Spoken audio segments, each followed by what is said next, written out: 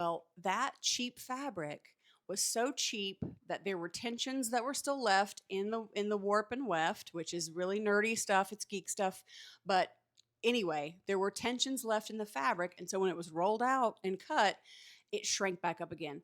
When it shrunk, most of it shrunk kind of to one side.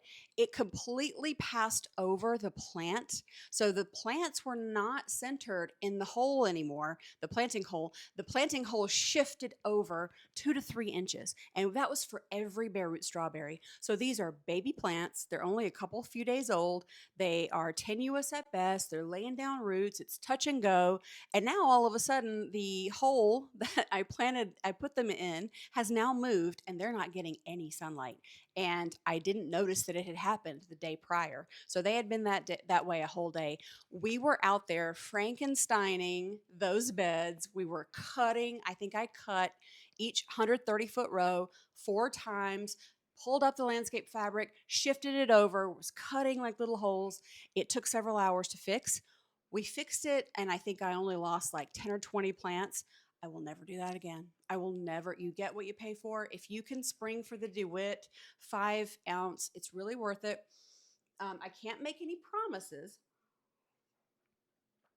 Now, I can't promise you that the DeWitt fabric will not shrink on you, but I can tell you that it's never shrunk on me.